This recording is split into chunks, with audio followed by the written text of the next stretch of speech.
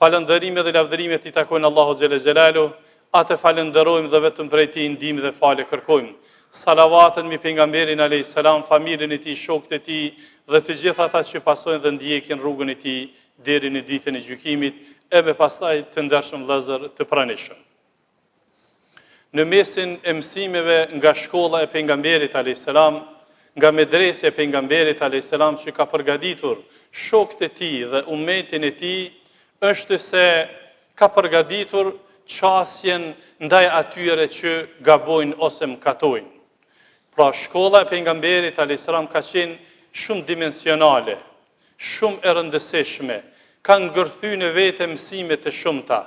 Në mesin e mësimeve të ndershëm vëllezër i ka përgatit shokët e tij dhe ka përcjell mesazhe si duhet ta kemi qasjen ndaj gabimtarit, ndaj atyre që mkatojnë dhe ngabojnë.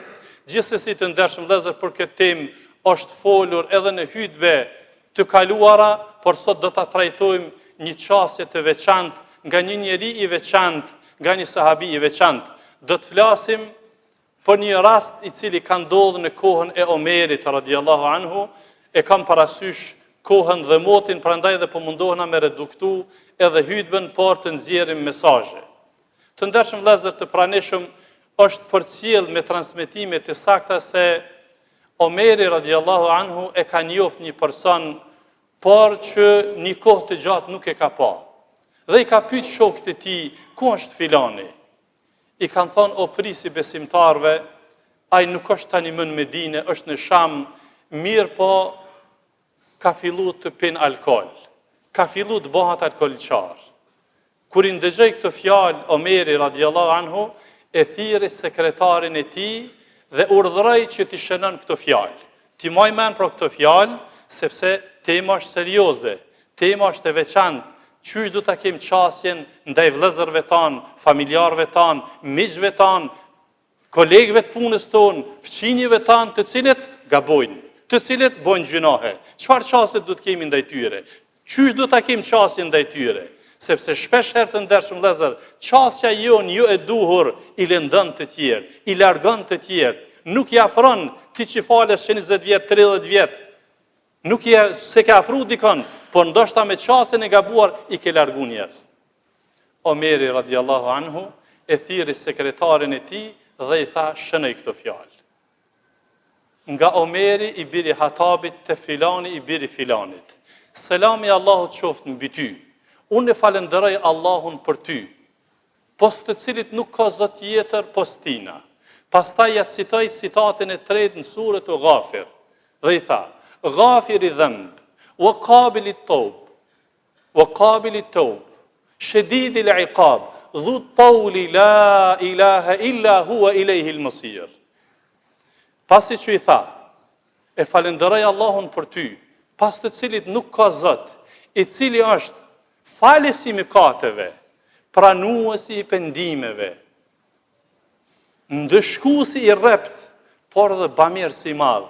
Nuk ka zot tjetër pos ti që meriton të adhurohet me të drejtë, dhe të gjithë ne do të kthehemi tek ai. Këto ishin fjalët që ja shënoi Omeri shokët e tij. Dhe i mritën fjalët shokët e Omerit radhiyallahu anhu. Ja përcjelli sekretari dhe i shkun fjalët. Po merr dhe po e lexon letrën personi.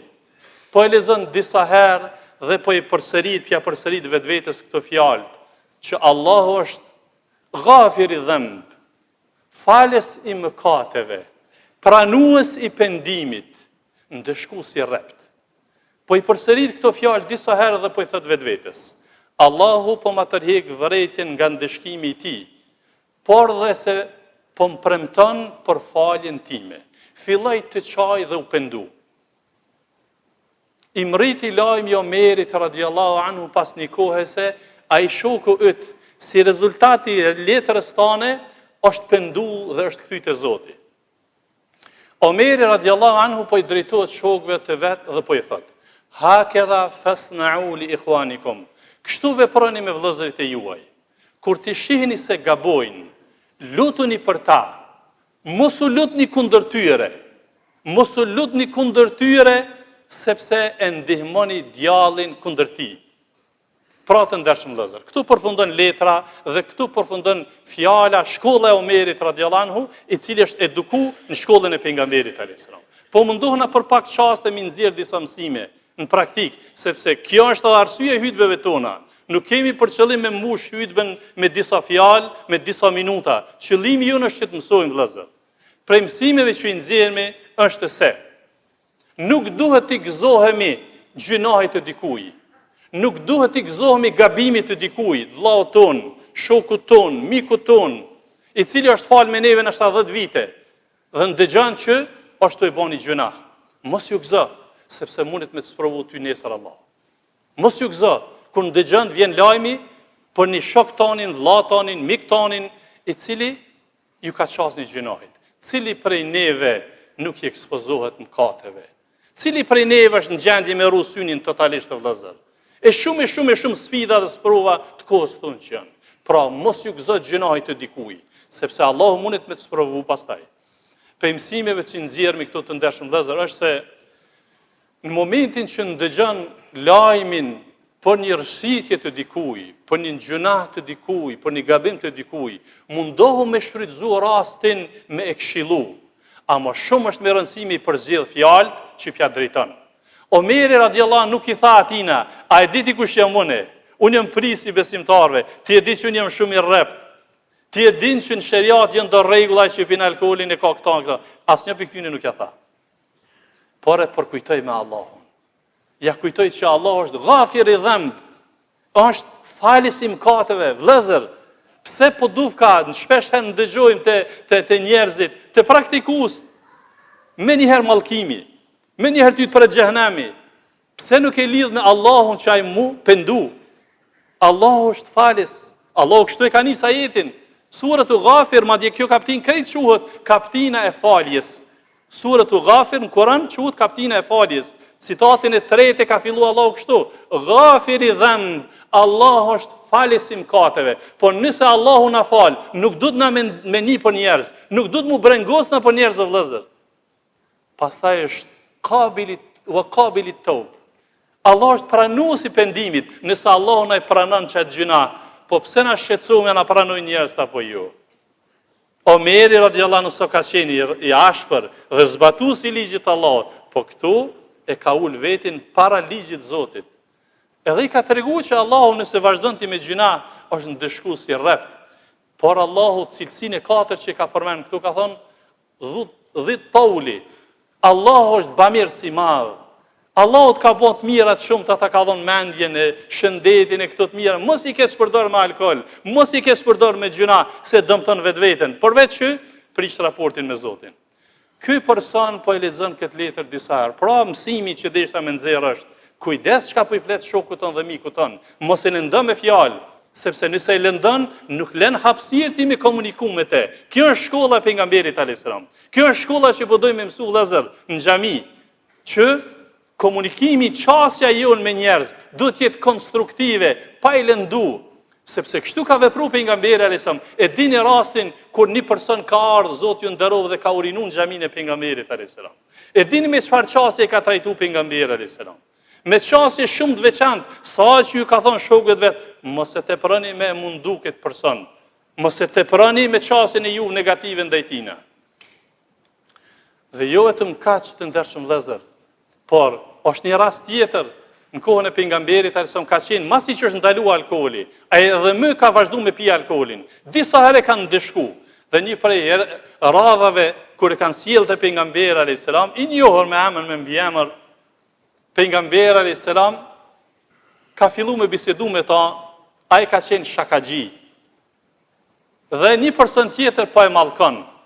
Po e mallkon këtë dhe po ndëgjon pejgamberi sa tha mos e mallkoni sepse ky e don Allahun dhe dërgunin e tij.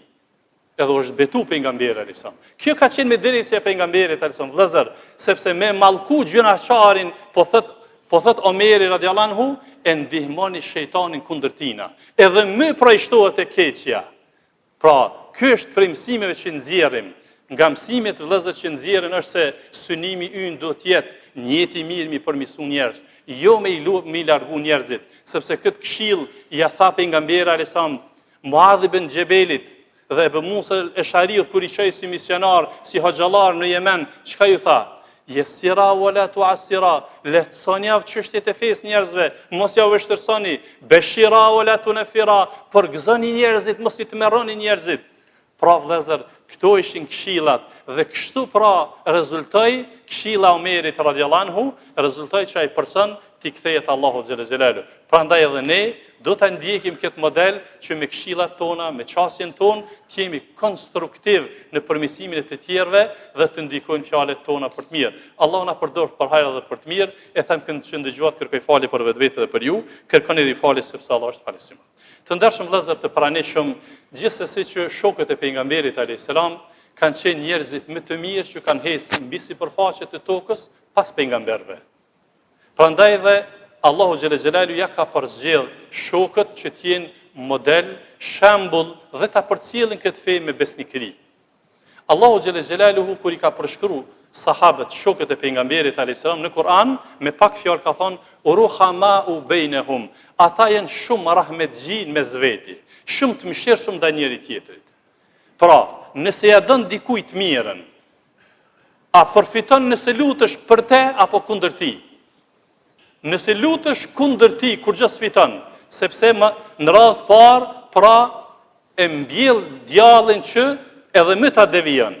Nëse lutesh kundër ti, e mallkon ose fjalë jo të mira, e largon edhe fizikisht dhe I prish edhe raportet. Në të kundërtën, nëse lutesh për te, për një mik tanin, vëlla tanin, koleg tanin, në radhë parë fiton ti shpërblim te Allah. Sepse me laqet lutën për ty, edhe ty të takoft çaja çka po lutesh për te. Pastaj me këtë fjalë e përfiton, e mos pyet pastaj mu bë sebeb shkak lutja jote me kap me zana ta, që ai mu përmisu. Çka të bën punë të mira sot të gjallë, ty në konton tonet se vapeve të shkoni hise. E çka po don më shumë. Për atë arsye Allahu ka thonë ruhamau bainahum. Sahabët kanë qenë rahmetxhin mes veti. Kanë qenë edhe shumë strikt në ligjet e Zotit, por në raport me njeriu mëkatar, I cili gabon, I cili mund gabon sepse është krijes qenie njerëzore, kanë qenë shumë të mëshirshëm. Prandaj të ndershëm vëllezër, duke qenë se po jetojmë në zamanin, në kohën e fitneve, në kohën e sprovave, e gjunaheve që bën haptas, të jemi të mëshirshëm ndaj atyre që sot kanë ardhur në xhumë, ndaj atyre që nuk I bojnë Allahut sejdë, ndaj atyre që bojnë mëkate, mundohu pra këshillat e mira më dhon, sepse ndoshta një ditë do të reflektojnë për të mirë. Allahu na udhëzoft neve dhe shoqërinë tonë, familjarët tonë, t'jujt. Allahu na përmirësoft, Allah I pranoft për neve dhe ju të gjitha veprat e mira. Allahu na fal neve, familjarët, prindërit tanë, gjyshtit tanë, stërgjyshtit tanë, mësuesit tanë. Allahu I shëroft të smuarit tanë, Allahu I mëshiroft të vdekurit tanë.